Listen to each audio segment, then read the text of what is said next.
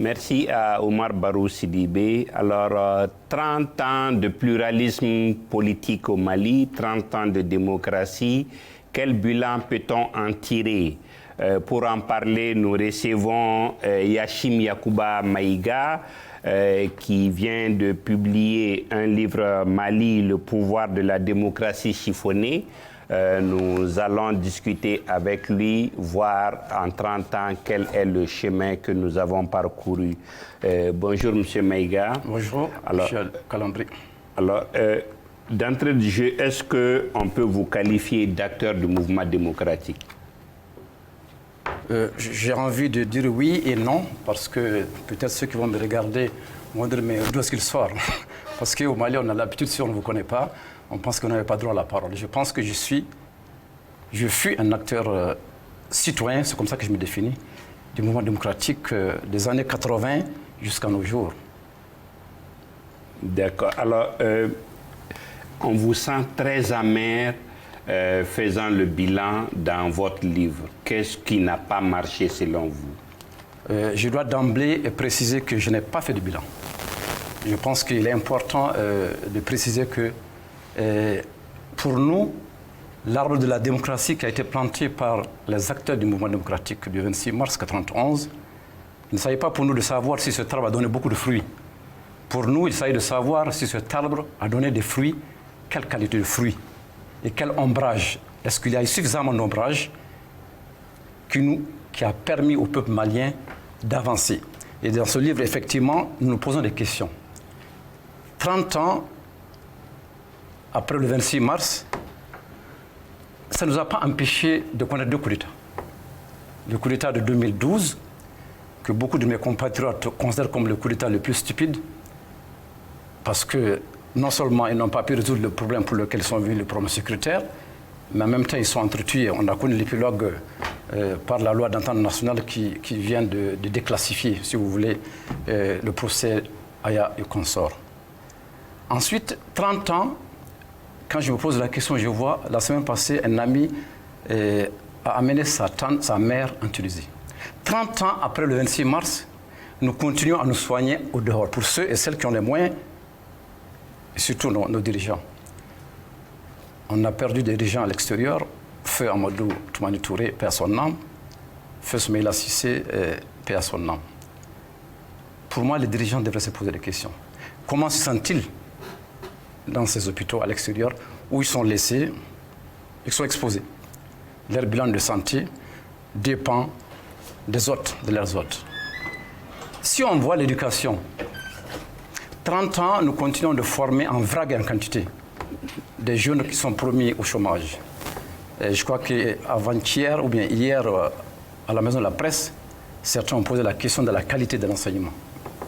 Pour ceux qui ont eu la chance d'étudier avant 1991 comme nous autres, on peut sincèrement faire une comparaison. Si vous permettez juste une petite parenthèse, j'ai passé au bac en 82, je suis parti en Union soviétique pour faire des études d'ingénieur. La première année en mathématiques supérieures, nous avons été exemptés, les 8 Maliens avec lesquels j'étais, nous avons été exemptés de prendre des cours en mathématiques parce que ce que nous avons appris en terminale était déjà suffisant. Jusqu'à aujourd'hui, c'est le même programme. J'ai vérifié, c'est le même programme. Donc, la question n'est pas au niveau des programmes, peut-être au niveau du système. On peut en revenir si vous voulez. Prenons le cas de la corruption. Même celui qui n'a fait pas de politique se rend compte que la corruption, c'est cancérisé. Je crois que c'est Mossadegh Balé qui disait que la corruption a atteint la phase métastase. On disait qu'au temps de Modibo, on avait honte de voler, parce qu'il y avait la dignité, l'intégrité. Au temps de Moussa, je sais qu'on avait peur, parce que vous volez 5 millions, vous partez en prison. Je viens de religion, de Gao, où je crois, à ma connaissance, tous les receveurs et les percepteurs sont passés par la prison. Pour 2 millions, 3 millions. Mais la démocratie, pendant ces 30 ans, on n'a ni honte, ni peur de voler. Et pire encore, que ce soit dans nos familles, que ce soit en société, on s'en moque de comment les gens changent du jour au lendemain. Vous avez aujourd'hui un cousin qui n'a rien, demain il vient avec tout ce qu'il a, vous ne posez pas de questions. Donc c'est un échec total, global, collectif, mais aussi, surtout pour moi, c'est un échec des pouvoirs. On va aller rapidement. La sécurité, je pense que ça ne vaut pas la peine d'en parler. l'insécurité n'a jamais atteint un seuil aussi inquiétant. Ça me fait 5 ans que je ne suis pas parti en Songo. Certains peuvent dire que je suis lâche, mais je ne peux pas aller. Tu ne peux pas aller parce qu'à partir de Konna, on commence à prendre de l'argent avec vous, on vous dépouille, arrivé là-bas, on peut faire ce que vous voulez.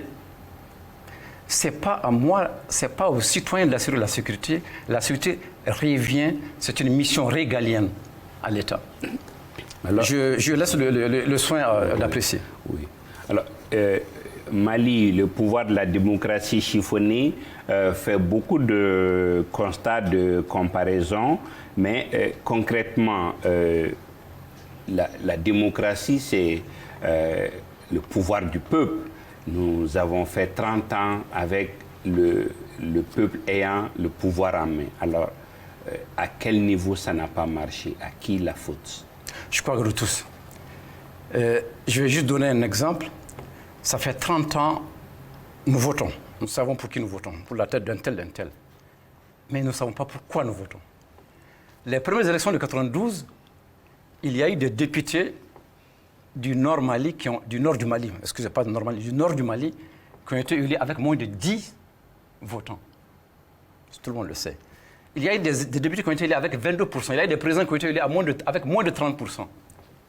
Ça veut dire quoi? Ça veut dire que c'est-à-dire le politique ou l'homme d'État qui a les mallettes remplies, qui est au pouvoir, restera au pouvoir tant qu'il le voudra.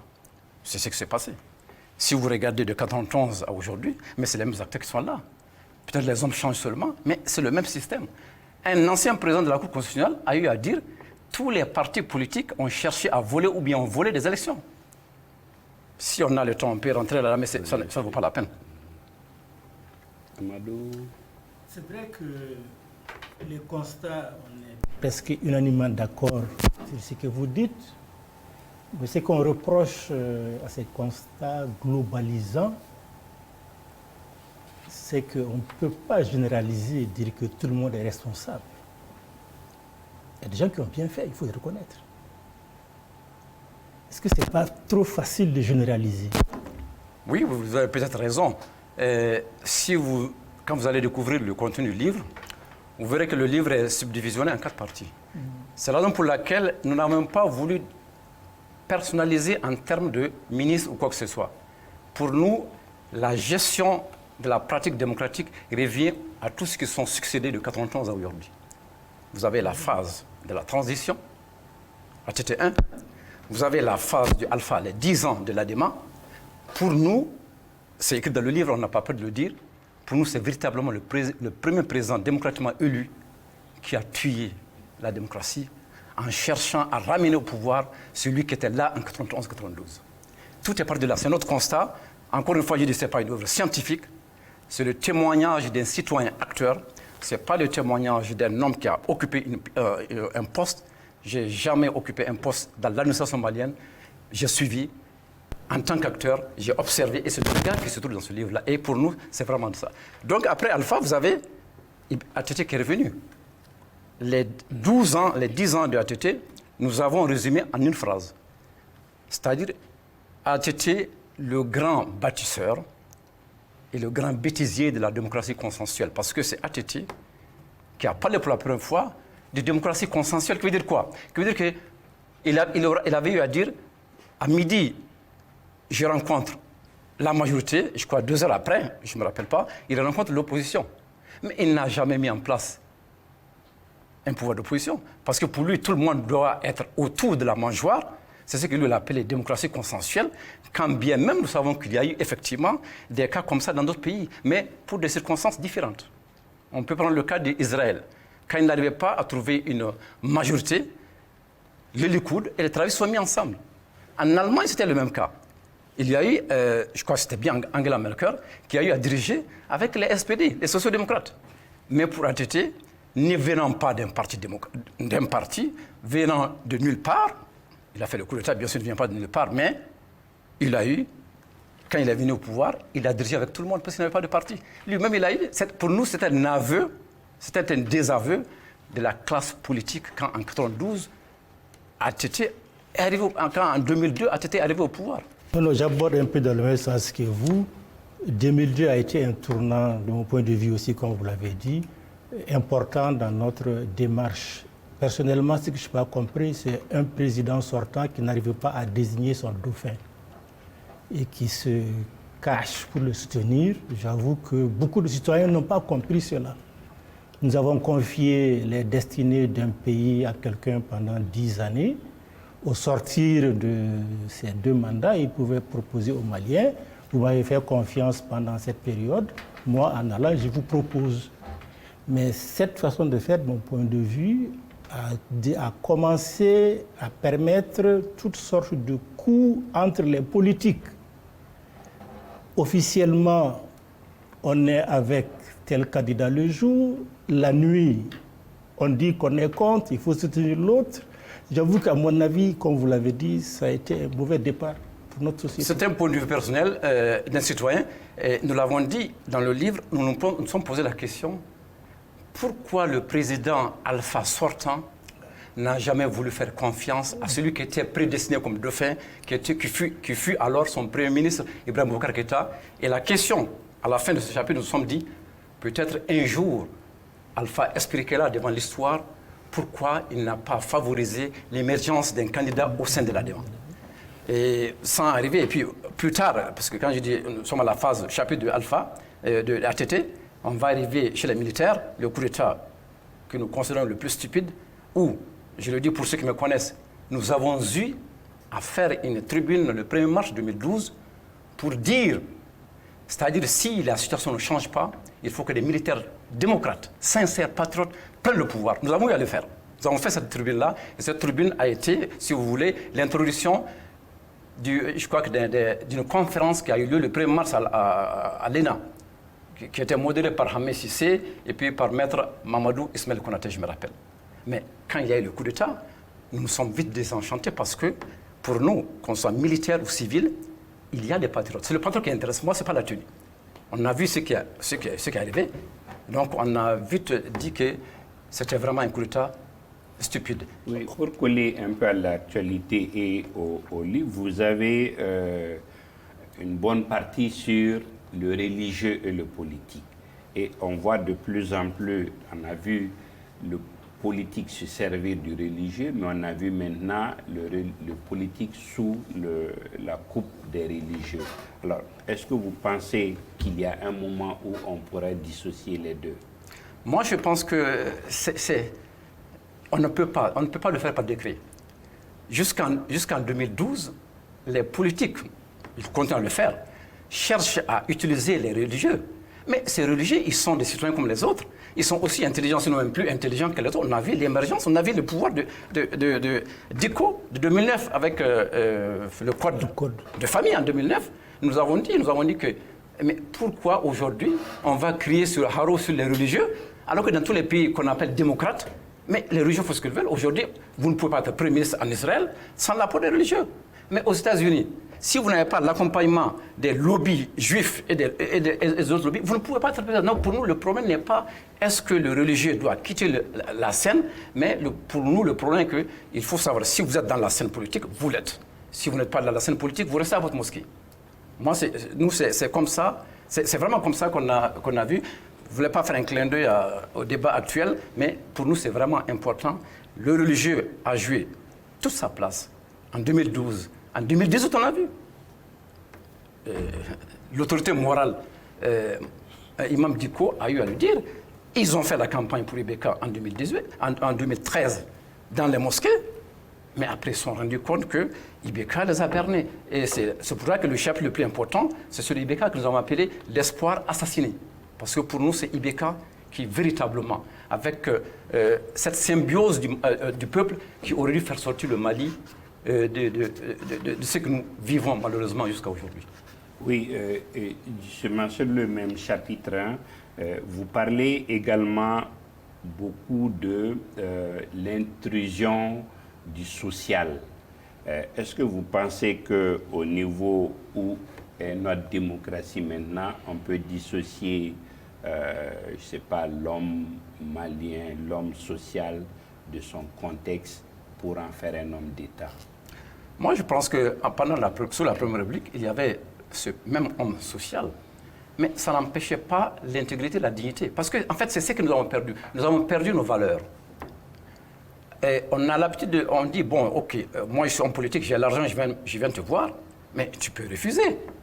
Mais pour que tu refuses, il faut que la marmite soit sur le feu. Mais si tu n'as pas la marmite sur le feu, et ceux qui sont au pouvoir font tout pour que cette marmite sur le feu ne marche pas bien, mais c'est pour vous avoir, effectivement. Donc, en fait, c'est un cercle infernal. C'est pour ça que nous pensons que, pour nous, la question ne se pose pas en termes d'interchangeabilité des hommes, mais en termes de... Il faut revoir le système. Nous avons eu la chance, en tant qu'acteurs, nous avons participé à la conférence nationale de 91, les 12 jours dans la salle, en tant que réalisateur, caméraman. Mais les coulisses, et c'est dans le livre, dans les coulisses, vous sentez que tous ces acteurs démocratiques qui étaient dans la salle, les 12 jours pour eux, l'enjeu, pour certains, c'était qu'on les accepte d'être candidats une année après, parce qu'on disait qu'ils n'avaient pas l'âge. D'autres, c'était pour voir comment faire en sorte que, quand il y aura les élections, on puisse engager le maximum. Ça, c'est le cas de l'ADEMA. L'ADEMA est venu au pouvoir. La majorité des députés de l'ADEMA en 92, c'était des députés de l'UDPM. On a changé le système, on a gardé les mêmes hommes pour continuer. Parce que si l'ADEMA n'avait pas fait ça, peut-être que l'ADEMA n'allait pas arriver au pouvoir. Mais le jeune Moutaga Tall d'alors, qui était considéré comme intellectuel avec les autres, les Kounimba Sidibé, les Tcheblé Dramé, ils avaient une idée, peut-être il faut changer, mais on peut dire, entre guillemets, qu'ils ont été naïfs par rapport aux gros caïmans de l'ADEMA qui savaient ce que veut dire la politique. Et ils ont lamentablement échoué. Et ce système a continué. Maintenant, est-ce que quand l'ADEMA a pris ce pouvoir-là, l'ADEMA avait la possibilité de changer pendant ces 10 ans? Moi, je réponds qu'ils avaient le devoir de changer. Et c'est pour ça que, quelque part, nous disons dans le livre que les acteurs du mouvement démocratique ont trahi le peuple, ont trahi les idéaux du 26 mars 1991. Encore une fois, ça n'engage que nous en tant qu'acteurs, citoyens. Alors, voyons l'avenir à présent. Est-ce que les schémas actuellement en cours vous rassurent? Autrement dit, nous avons l'opportunité, peut-être cette fois-ci, de sortir de la crise définitivement. Est-ce que ce qui est là vous rassure ou quel schéma voyez-vous pour sortir de cette crise? Je suis de nature très optimiste. J'avoue qu'immédiatement, quand la transition a mis le gouvernement en place, toujours en tant que citoyen, je dois dire entre guillemets que j'ai quitté l'ADEMA en 2000. J'ai milité de 91 en 2000 dans l'association d'abord et puis dans le parti. Dans l'association, j'ai fait partie de ceux qui... J'étais présent dans l'Assemblée générale qui a eu lieu à l'espace Diamana 25 octobre 1991. J'y étais. Donc, j'ai quitté après. Je vais simplement dire que quand il y a eu la transition, on a mis le gouvernement, et ce que j'ai fait toujours comme citoyen simple, ordinaire, j'ai eu à rencontrer certains ministres de ce gouvernement-là. Et ma question était justement, j'ai fait une tribune où j'ai dit mes propositions citoyennes pour la transition et pour l'après-transition. Maintenant, ce que la transition est en train de faire, ça n'inspire pas confiance, mais donnez-nous le bénéfice de doute. Peut-être d'ici une année, peut-être ça va changer. Mais ce qu'on voit n'inspire pas confiance parce qu'il n'engage pas tout le peuple. Il y a une partie du peuple qui est restée au quai. Et ça, c'est dangereux parce que pour nous, le pouvoir, la démocratie, il ne s'agit pas de prendre des experts juridiques, les mettre entre 4 murs, nous rédiger encore, nous faire des copier-coller de la Constitution de 58 de la France. C'est ce qui fut fait en 1991. Même si les juristes peuvent crier sur moi que c'est faux, c'est ma compréhension en tant qu'acteur, en tant que citoyen, je ne suis pas juriste. Il s'agit pour nous de donner le temps à tous les Maliens de savoir quel type de pouvoir nous voulons. Peut-être que ce type de pouvoir n'en a pas besoin, parce qu'à la limite, la plupart des députés, on les nomme. Si aujourd'hui vous êtes une personne notable dans votre communauté, quel que soit le candidat, on va passer. Les mêmes candidats passent chez les mêmes notables dans toutes les villes pour demander les raccords, pour avoir. Il faut réfléchir, laissons une fois pour toutes, après 30 ans, laissons une fois pour toutes, donnons la parole au peuple pour que le peuple se dise, à travers ses dirigeants, à travers ses représentants, pour qu'on puisse dire quel type de pouvoir on a.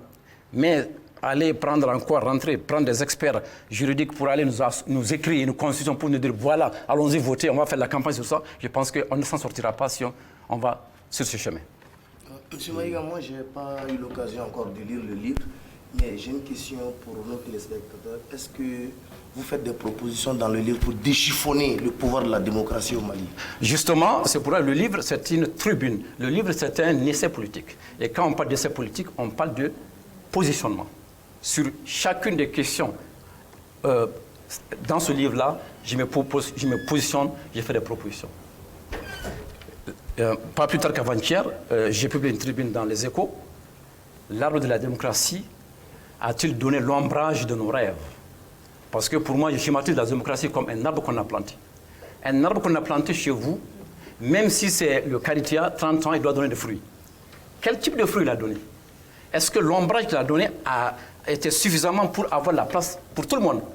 Ceux qui étaient au soleil n'étaient pas contents, ils ont été brûlés pendant longtemps. Le résultat, c'est le coup d'État. Le résultat, c'est la chamaillerie. Les Maliens se chamaillent, on se chamaille tous les jours, on se chamaille pour des questions de positionnement. Est-ce que nous avons le Mali au fond, dans notre poitrine?